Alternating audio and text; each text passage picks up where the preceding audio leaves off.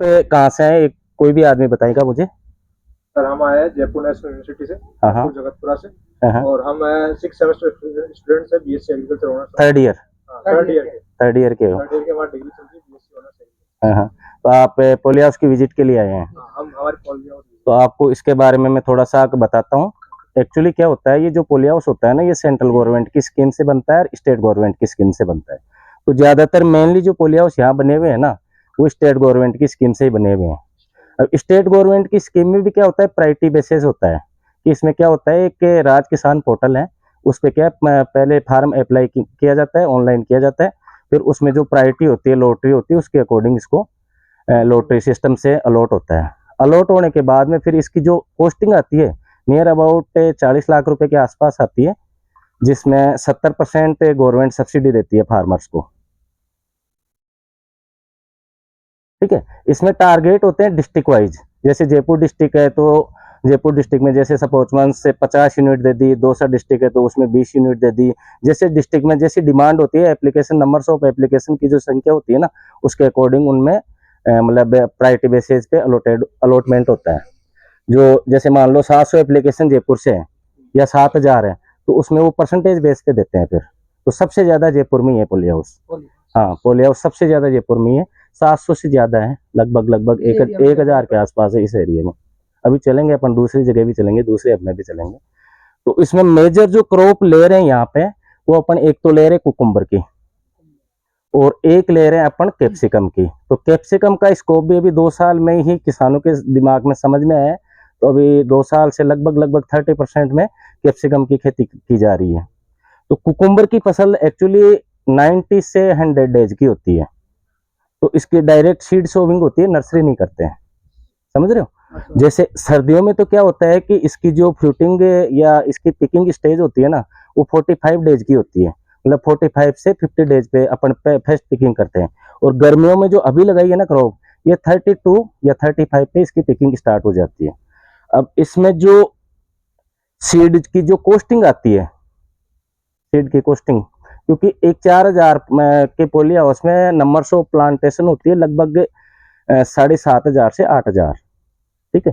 और इनकी जो इसकी जो स्पेस मतलब इनके जो डिस्टेंस होती है ना प्लांट टू प्लांट, वो प्लांट टू प्लांट लगभग 21 से 24 सेंटीमीटर तक रखते हैं। रो टू रो डिस्टेंस अपन 15-17 के आसपास रखते हैं।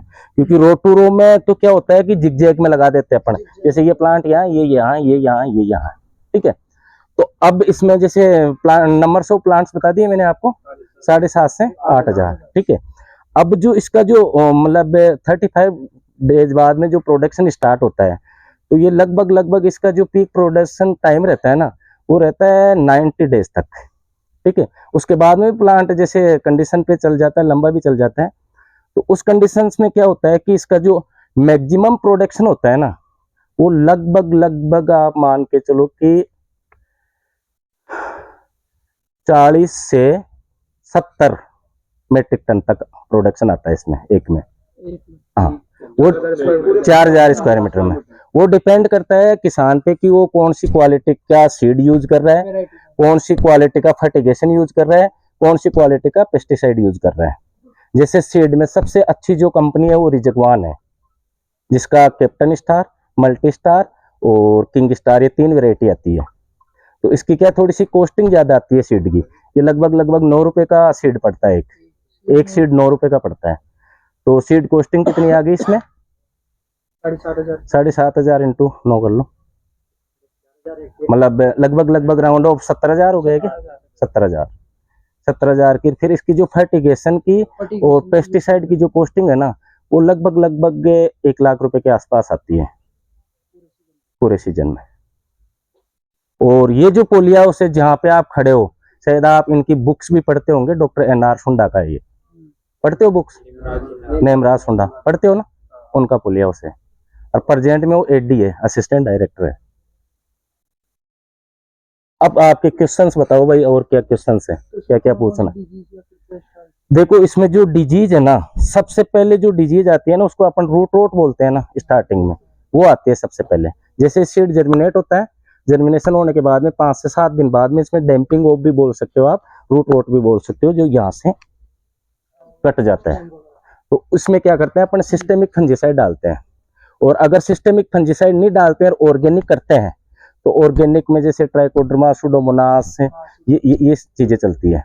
बाकी ये जो पोलियास है ना, ये मैक्सिमम में 70% ऑर्गेनिक रहता है, 70-80 इनके डॉक्टर साहब के नेमराज जी के। हाँ, ये भी ऑर्गेनिक है। ऑर्गेनिक में जैसे वर्मी कंपोस्ट भी डालते हैं इसमें, ठीक है।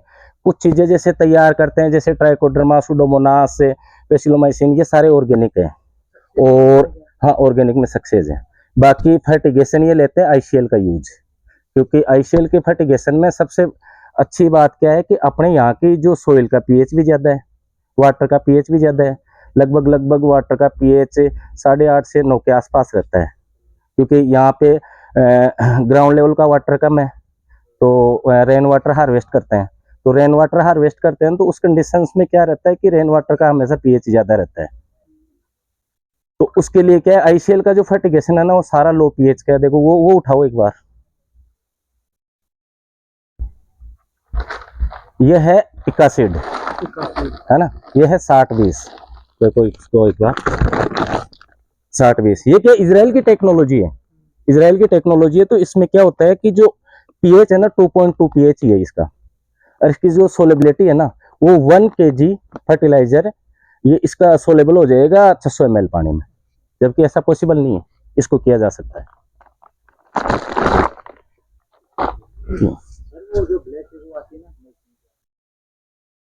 हाँ, उसको मल्च फिल्म बोलते हैं। वो सर्दियों में यूज करते हैं अपन ज्यादा, क्योंकि गर्मियों में क्या होता है, उसमें हीट बनता है।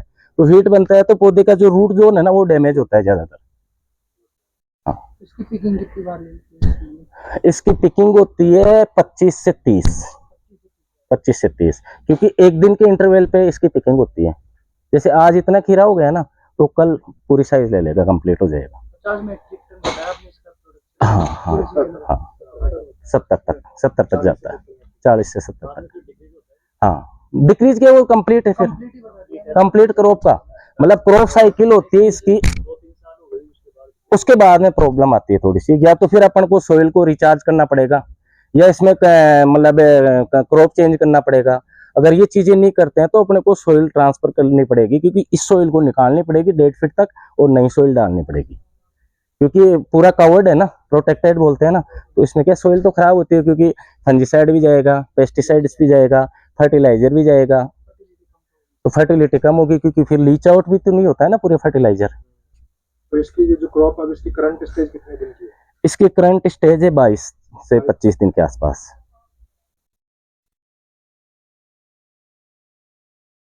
क्योंकि ये गर्मियों में तो 32-35 दिन पे पिकिंग स्टार्ट हो जाती है।